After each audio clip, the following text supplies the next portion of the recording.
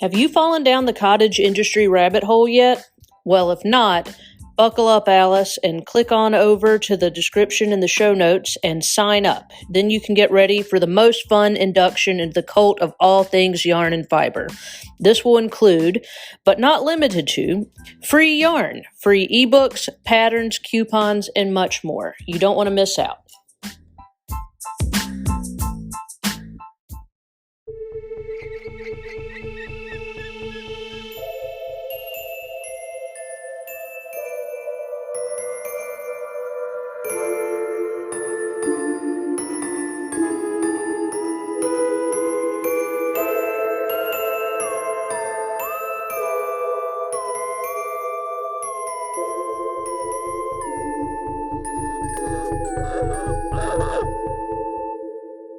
You are listening to Crime, Coffee, and Crafts, a podcast featuring two crafty besties who love true crime and a good cup of joe.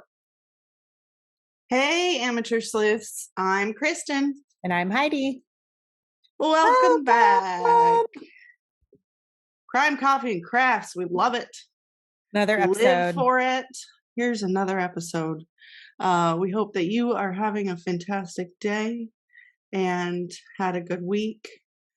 My week was insane. I'm in this really, really hard for me class. It's an intense training. It is like zapped my entire brain. And that's not hard to do though, because my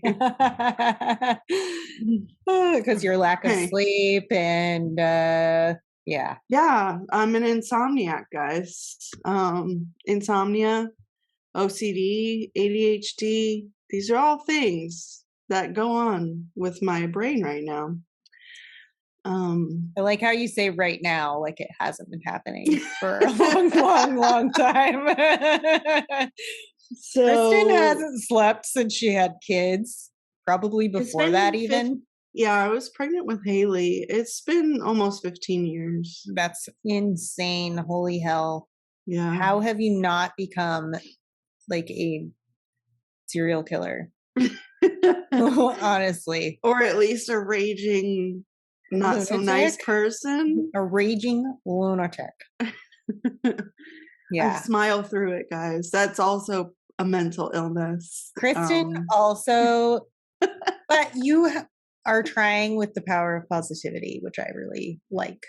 Yeah, I always tell people to wear their positive pants. Get them positive pants on and let's start the day. Yeah, and I come from that brain of like fake it till you make it. Fake that everything's okay until it is. It doesn't work, but we're trying. In the meantime, coffee is my friend. Coffee is Heidi's friend. Yes. And today I am drinking World Market coffee because I was getting a gift for Haley's friend. She had a sleepover. That's my oldest child, if anyone was wondering. And we went to Barnes and Noble, which next door-ish is a World Market. And they are lovely, filled with culturally different. I really like World Market. It's fun. Yeah, it's a fun store. They got furniture, food, pillows, all kinds of stuff. All of it. I have this salted caramel. Yeah, she saw salted caramel and she had to have it. I had to have it. And it smells divine. And I'm going to taste it here. As it should. Oh, yeah. That's lovely. Smells like salted caramel. Tastes like salted caramel. Yeah, it's delicious. It's probably, it has a really nice infusion of flavor, but it still has that coffee flavor. It's not overpowering. So it's delicious. Yes. Speaking of, I didn't have much time for arts and crafts because I've been in this training. And I think everyone's familiar with this program, at least people our age. Yes. which is the DARE program. Yes. I'm becoming an instructor. Hopefully, if I pass everything, I got to take a test and do another presentation this coming week. But part of that was like making props and stuff. Right. So that's arts and crafts. Right. I didn't have any time to do personal stuff, but I did stuff during the class. So one of the things is a DARE box, like Q&A type thing. So made a fun box to keep my sticker handouts, because DARE's for kids, if you didn't know. So I made like a little Q&A box. Oh my gosh, that is adorable. I love that. And I had to fix it. I got to put a little slit in the top so that you can drop your questions in there. So I did that. I just have to point out that I'm finally going to be able to get a DARE t-shirt. Yes. It's been a lifelong dream. Yes, because being an instructor, I get to order from the DARE catalog. So I'll be getting some things. And then DARE has a lovely mascot named Daryn the Lion. So I did a little drawing of him. Oh my God. He's so cute. Me? So, this was my drawing, which people said I traced. But if you knew me, you would know is false. She doesn't need a trace. But haters gotta hate, right? Yes. Of course they do. And I'm going to show you what I drew it from.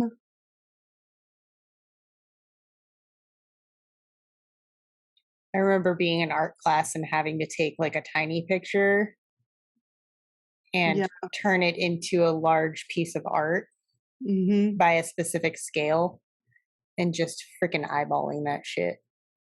Yeah, it's not an easy task, and if you can do it. Yeah. And that was just pencils. That was me doing pencil art. Nailed it. So here is. Oh, yeah. Yeah. He's handsome. Yeah.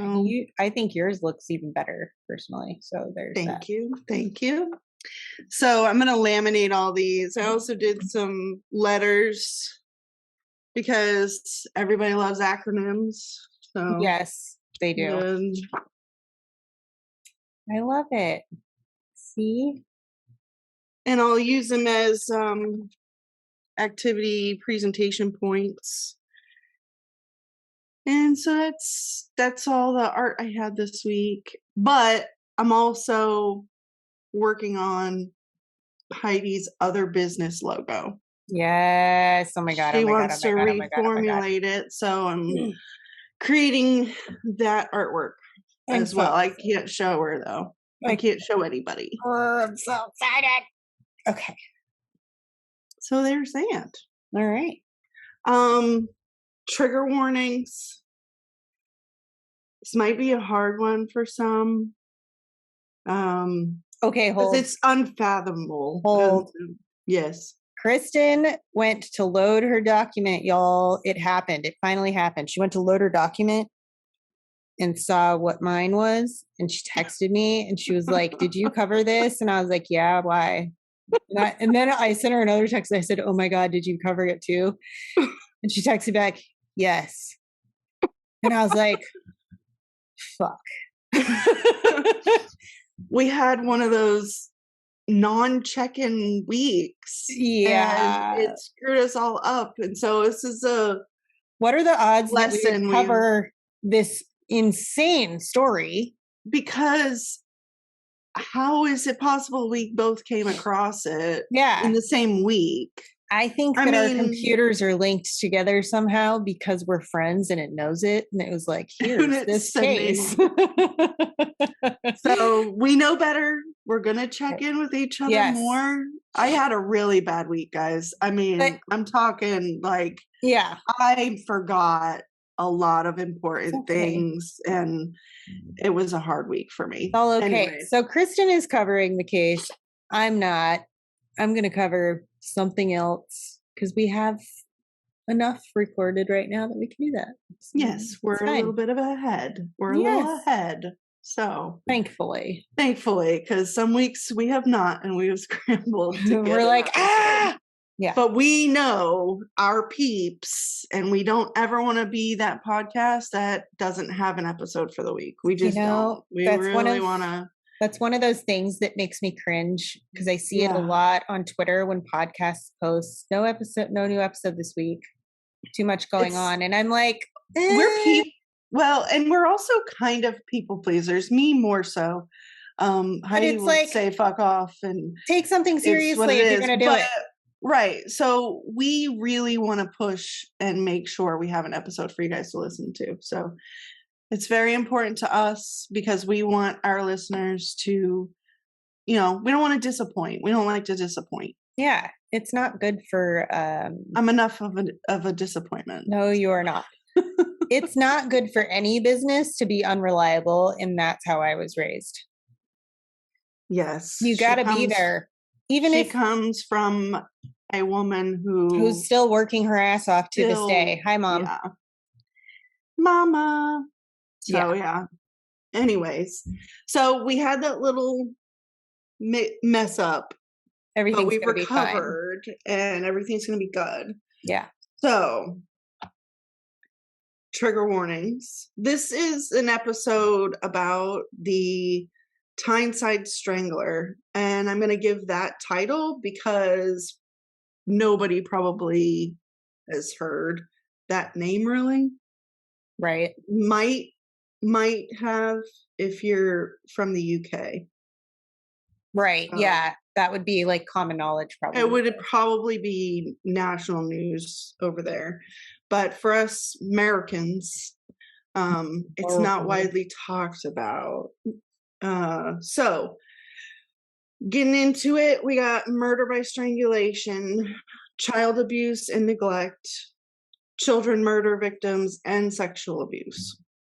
Yikes. Sadomasochism. Yeah. So, yeah. It's naturally I wanted to cover it because it's got all the things.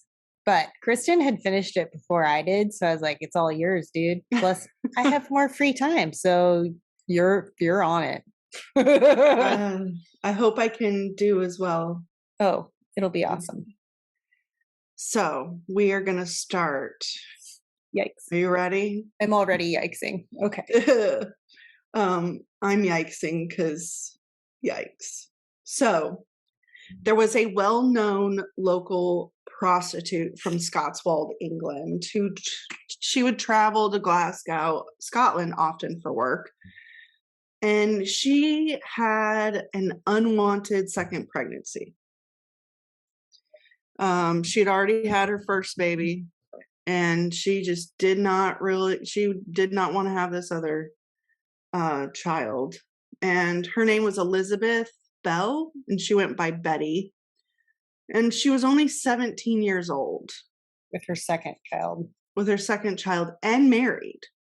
Yeah. She was married to a violent alcoholic and professional criminal named William Bell. And the prostitute's child was named Mary Bell. And which I love that, Mary Bell. I did too. Yeah, until you got further into your research. She was born May 26, 1957. Gemini. And within minutes of her birth, her mother screamed at the nurses saying, "Take that thing away from me." So Mary was unwanted and often very neglected, and usually left in the care of her father, William, who was most likely not her biological father, by the way.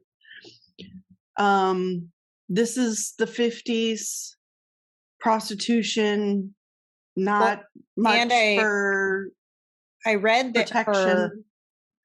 that they weren't married until after she was born, too, technically.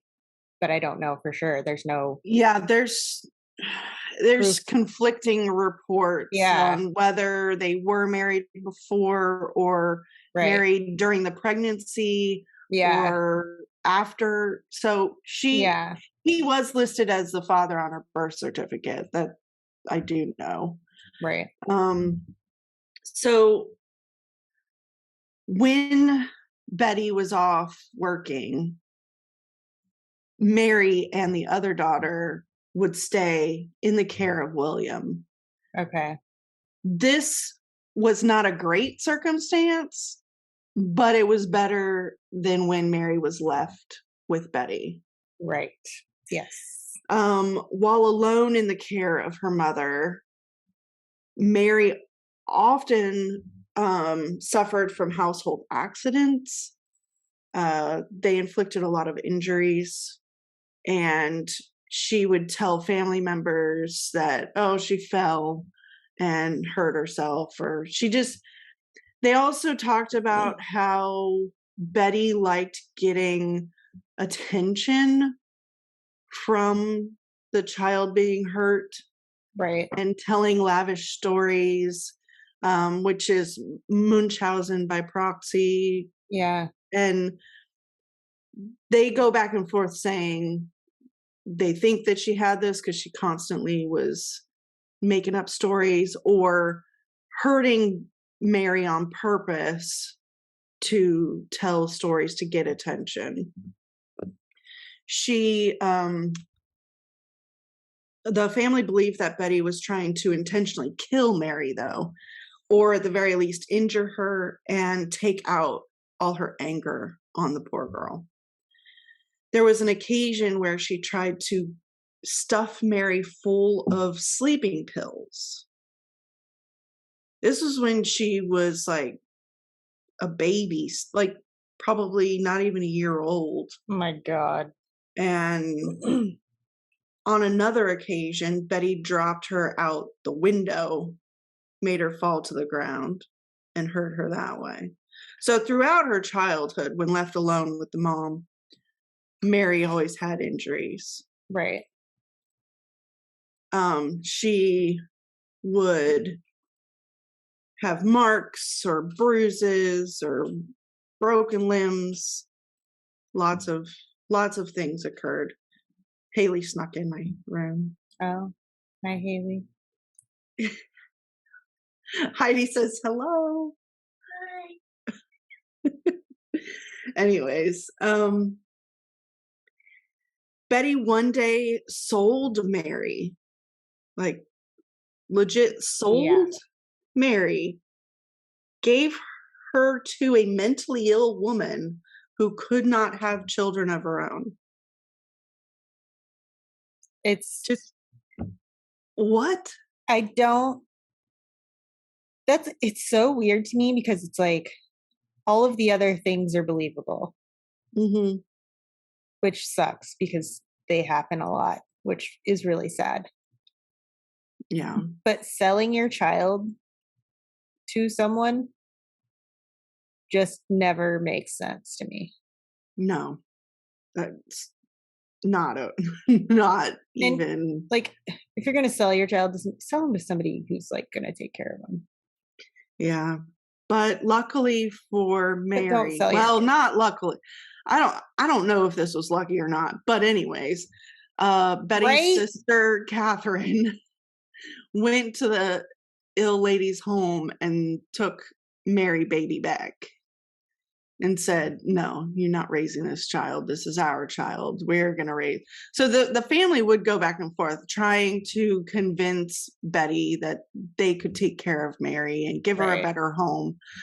But Betty was stuck on this idea of, no, I'm going to raise her and I'm going to continue to make up stories and hurt my child to get attention from all of you. It's crazy. It's fucking disturbing. Yeah. That's like extreme child abuse. It's beyond. It is totally beyond. Yeah. And it gets worse. It does get worse. So Ugh. strap in. Yeah. Haley, you want to leave? No, she needs No. to go. Sorry, folks. We're having technical difficulties.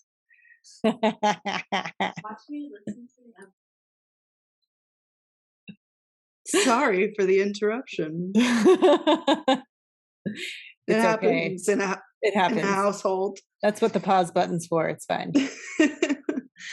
So, during the mid 1960s, Betty was also known not as a local prostitute, but known to be a dominatrix. Which is fine normally. Totally fine as a sex profession. I don't have anything ill to say about it, but I do when you bring in your children. Yes. That's not okay. 100%. Allegedly, Betty allowed clients to sadomasochistically abuse Mary on several occasions. She was a child. And we're talking a little single digit child. Yeah. I This think was like 6 to 10 or something. From She was born in age, 57 and this started in the mid 60s. So gross. So it was like she was like 6, 7. Like seriously, my mom would have fucking murdered somebody over that shit. Yeah, like decapitation. For sure. Nothing would have come between her and killing someone. It's hard for me to even believe this happened because how could someone... You do everything to protect your children. Yeah. Everything that you can because you're a good mom. Take that. Yeah. That's what parents are supposed to do. It's what you're supposed to do. This is yeah, this poor girl, she had a shit life.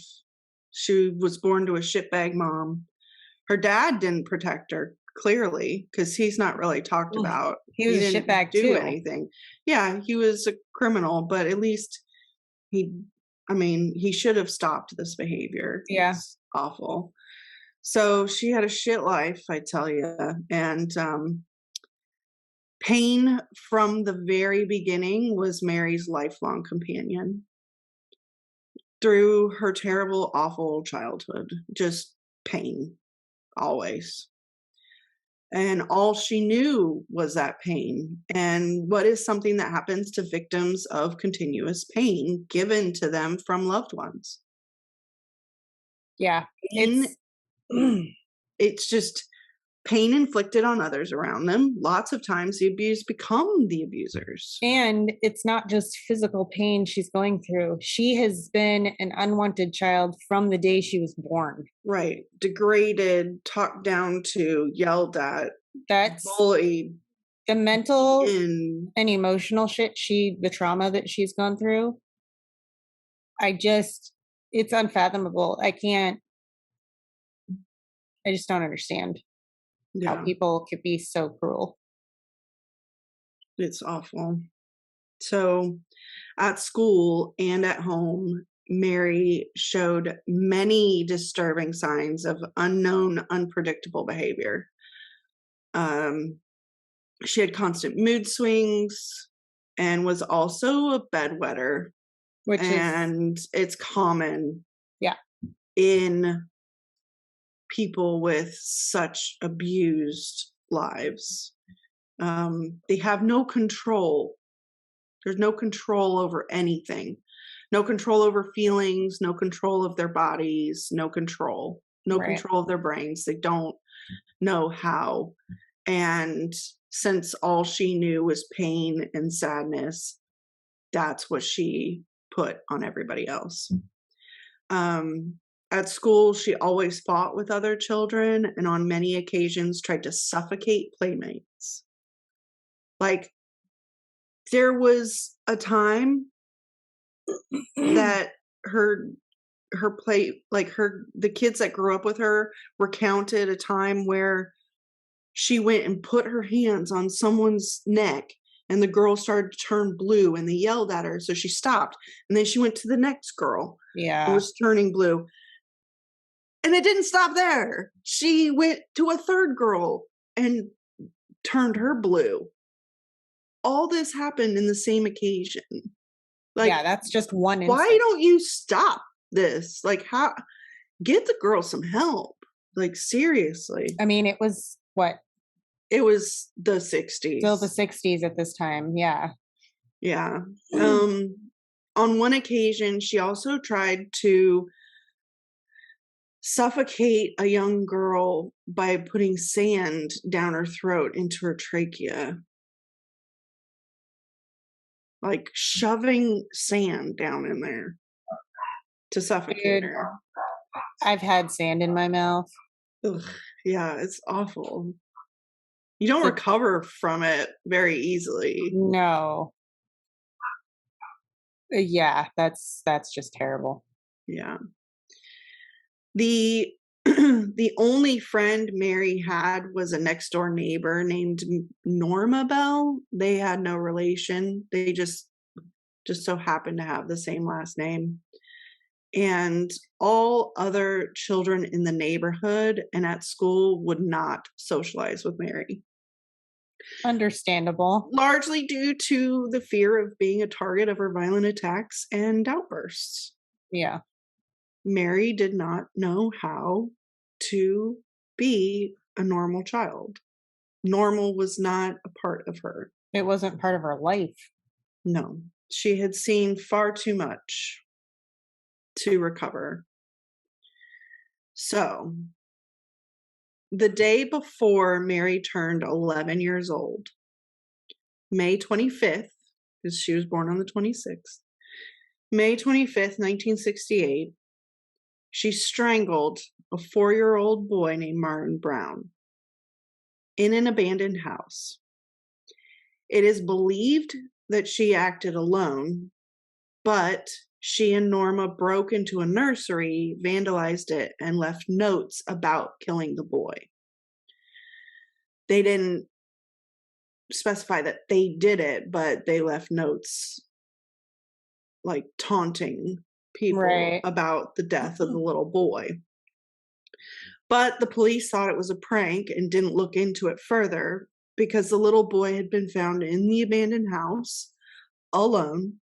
And also next to him was a bottle of pills. Right. So they ruled it an accidental death by poisoning, Yeah. like an accidental overdose.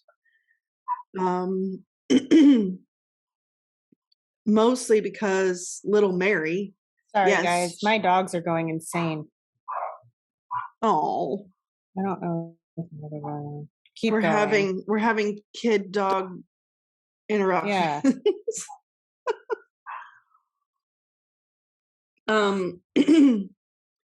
Because little Mary, yes, she strangled him, but she wasn't strong enough to leave any marks or bruising on his neck. Right. So that's why they didn't believe that anyone was a part of killing him. Right. And that's why they just assumed, oh, he must have taken these pills. Right. But then on July 31st, 1968, 2 months later, Mary and Norma took part in another murder together this time. Shit. 3-year-old Brian Howe, or Howie, I'm not sure. I think it's Howe. Probably Howe. H-O-W-E. How? Yeah. Was murdered by strangulation, like the first little boy. And this time his body was found in a wasteland near the neighborhood they lived in. But this poor little boy was found mutilated as well. Mary carved an N, and then it looks like she took a razor to the boy's torso and carved an N, but then then she switched hands and finished it out as an M. So it's like two different, it was interesting. Yeah, like she was trying to implicate her friend as well.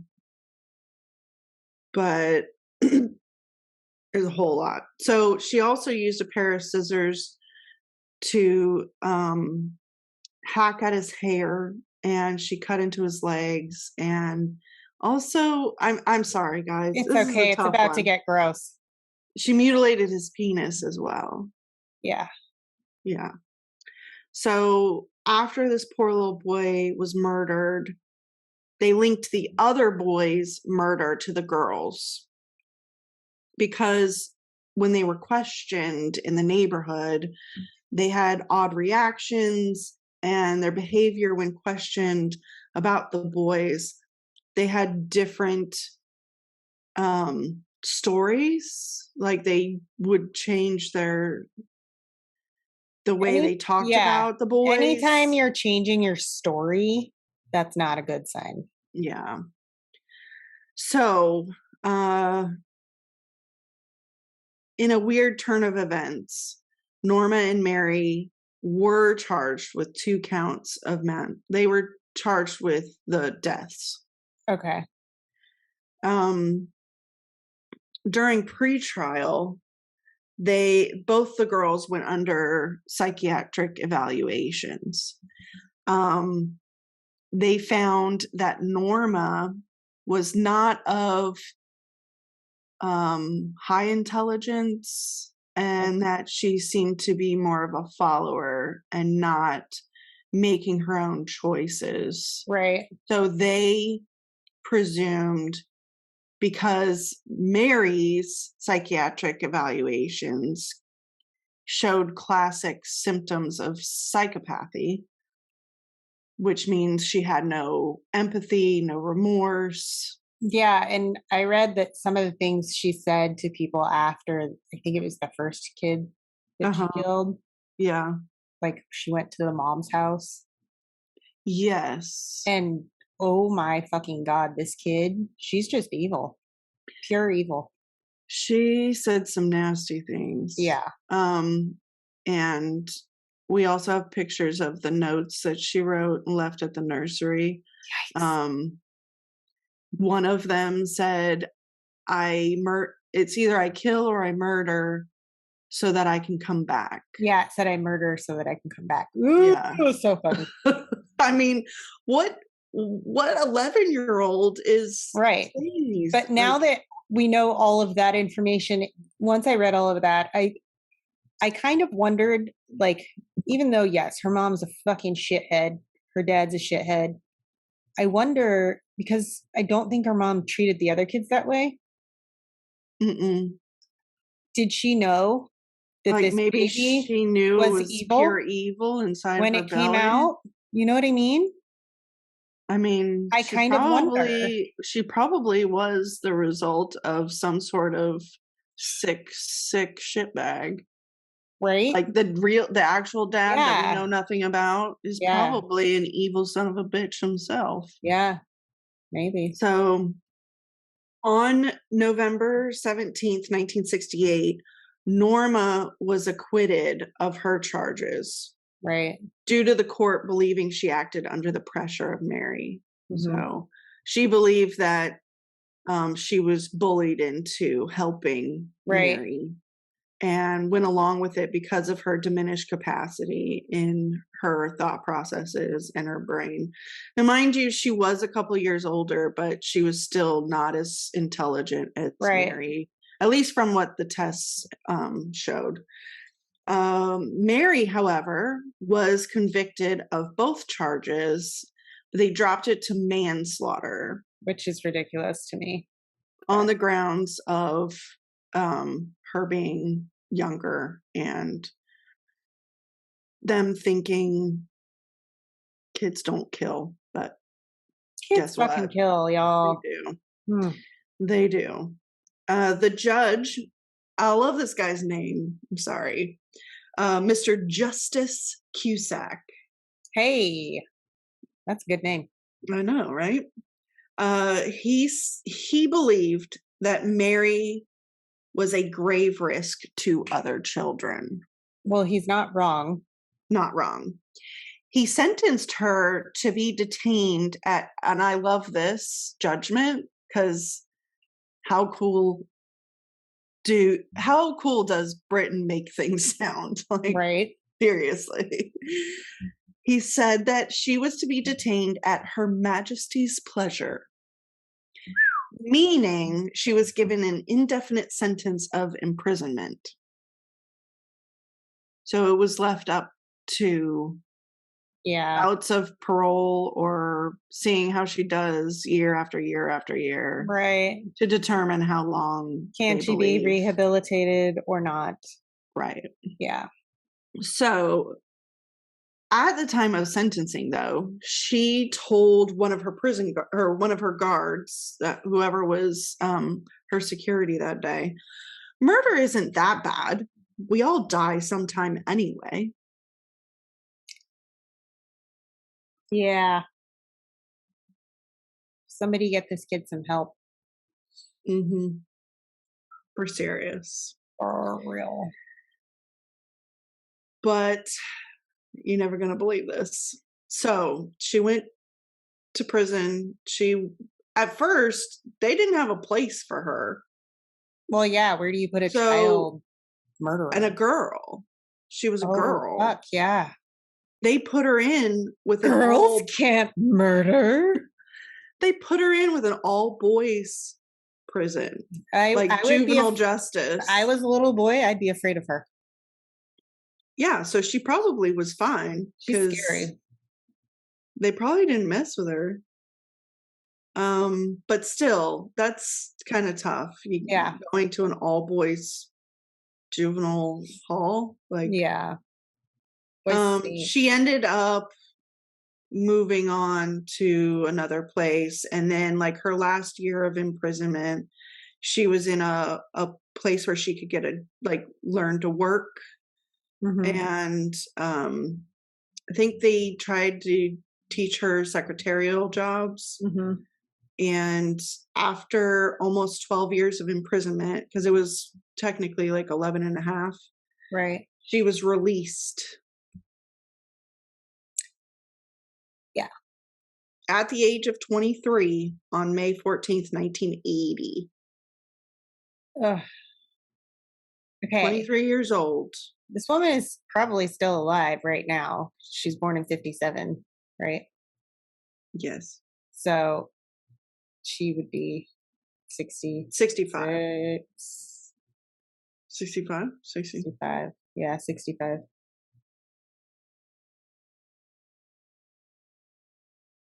Yikes. So, when she was released from prison, she lived in Suffolk and at first worked in a nursery.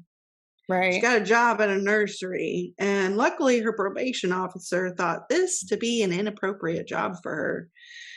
Made her look for something else. I agree. I wouldn't. I don't think that this. Now, mind you, they all said that she had been reformed, and the 12 years did her good, and she was this fine individual. But I don't think I would still allow her to be working in a nursery with children. Absolutely not. Especially because part of her criminal behavior when she was 11 was terrorizing a nursery and leaving all these crazy notes. Yeah, if a parent found out. And she killed a 3 and a 4-year-old. Yeah, no, she should not be working with children, period, ever. No, yeah. So Mary eventually took waitressing jobs.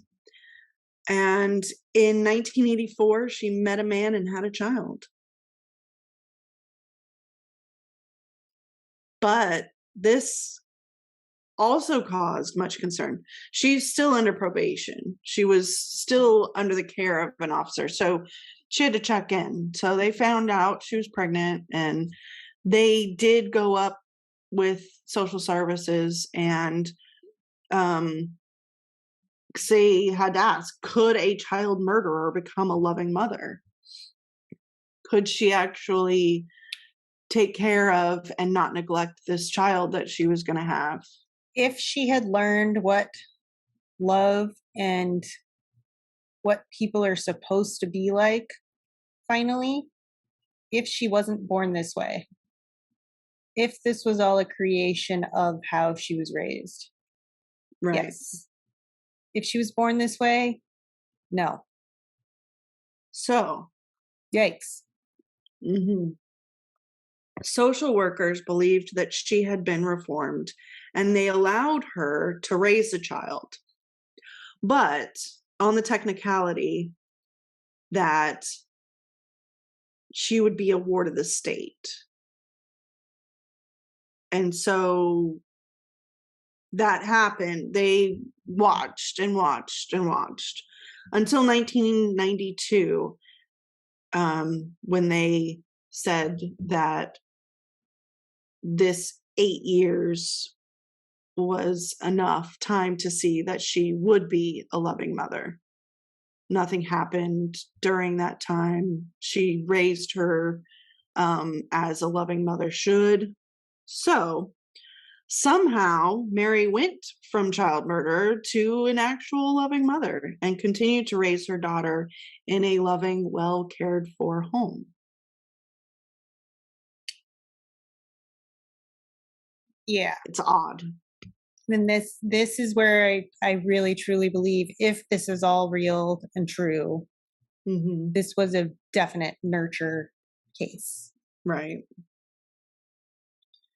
So, unfortunately for Mary, her past always followed her. Yeah. And when in a new town, the residents would learn that she was living there, and they would post signs saying "murder out," like "get the murderer out of here," or right. So those would appear in the streets, and Mary became very fearful and felt she needed protection from the public. So she appealed to the courts, and Mary was given anonymity and a new name. And her daughter actually never learned who she was until she was 14 years old. Wow. Yeah, she did not know that her mother had been a child murderer. That's impressive. Yeah. Really. I mean, this is that's all crazy. very disturbing. Yeah. She learned, though, when she was 14, because they went to a town and reporters found out where she was, because she had married that man she had the daughter with. Right. Nothing is said about him because he's completely anonymous. And we don't know what they changed their names to, none of that information. But during this time she was trying to get anonymity and change of names, they would have to leave their home to go anywhere by wearing a sheet over their heads till they got to the vehicle or where they were going. That would drive anyone insane, really. Yeah, right? Mary's daughter was originally only protected until she was 18 years old. Okay. And Mary decided to have a court battle against that. She didn't think that the girl would survive and be able to live a normal life if she wasn't protected forever. Right. So on May 21st, 2003, Mary won that court battle, and both of their anonymity protected them for the rest of their lives. And this is where I'm like, I think she was reformed. For real.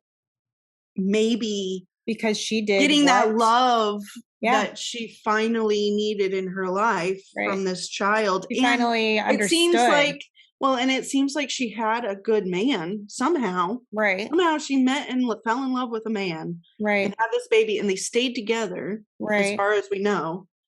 And so Mary got that love that she was always needing in her life. Children are going to do things they see happening at home. Yes. Period. They project what they see. You can't even fight me on that one. Kids are going to do exactly what they're seeing at home. They're going to be treated exactly as they are seeing other people being treated at home. If they see if they see parents or loved ones If she's being yelling strangled and fighting by all her the mom, time, they're going to think that's love. you know, what if Yeah. her mother was strangling her, or she was I mean, she was doing with nasty, awful things. with her mom's customers, you know? Yeah. Oh God. I don't even want to think about that, but like this poor kid. And yeah, I feel really conflicted because she did kill people. She killed children. Yeah. It's a tough one. This is a But hard case. I really feel like she was reformed, and I'm really glad that she fought so hard for her daughter to be Mhm. able to have a normal life. Yep. It's pretty incredible. And also, due to her court battles with that needing anonymity, due to a horrible past or whatever, if someone is granted protection of this nature, it's called the Mary Bell Order. Oh, all Mhm. right. Yeah, so she changed some things in the justice system. Good. Because no child should be raised the way that this poor girl was raised. Mm-mm. And fucking her parents should have been charged. Her mom should have been charged. Mm-hmm. Her mom's clients should have Yeah, been charged. nothing is known of There's her nothing family about them. anymore. There's nothing.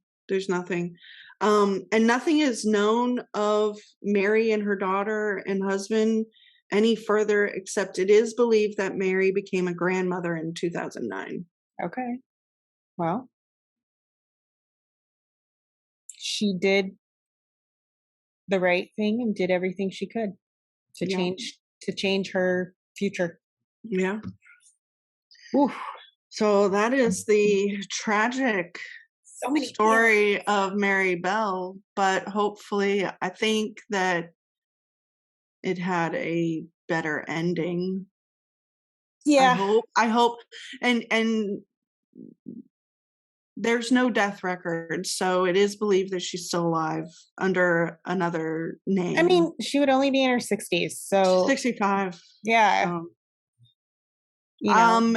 Mary, if you hear this story, we hope that it does you justice or whatever, but also to the victims' families, we are sorry that Yeah. your kids fell victim to this tragic story and had the end that they had. I really hope that I she really was do rehabilitated. blame the parents, and especially that mother, because Yeah. if you are alive, I hope someone is putting needles under your nail beds over and over again. That's like Kristen's favorite torture right there. That or pencil in the ears. I would say needles in your gums over and over again. Ooh. That's really painful. Yeah. Constant pinching. Yeah. I really don't wish any ill will on anyone. You know, but her mom, like, but that was seriously? like that beginning of life is just traumatic and tragic. Uh-huh. No child should live like that. No, that's just terrible. So Mary, yeah, I hope that you really were rehabilitated, and I hope you're doing well, and I hope your daughter is good and all that. All good thoughts. Yeah. For everybody living a brighter future. Yeah. So now that we've heard this story, everybody go do something really happy. Watch a comedy. Yeah. Do something fun. Turn on Legally Blonde, because that shit's funny. That is funny. There is this really silly Netflix movie called Boo Bitch. I started watching it. Or it's a series. Okay. I just love the line. What? Like it's hard? To become a lawyer. What? Like it's literally hard? like Harvard is hard. What? Jeez. Okay. We're off the rails. We are. Okay. Here's to another solid week. already And give I your will do my. sources? No, I usually do them at the beginning of my episodes. But, Okay.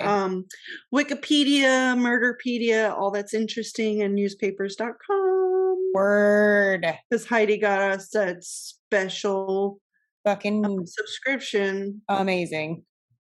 Yeah, it's got news articles from Way back. everywhere and way back.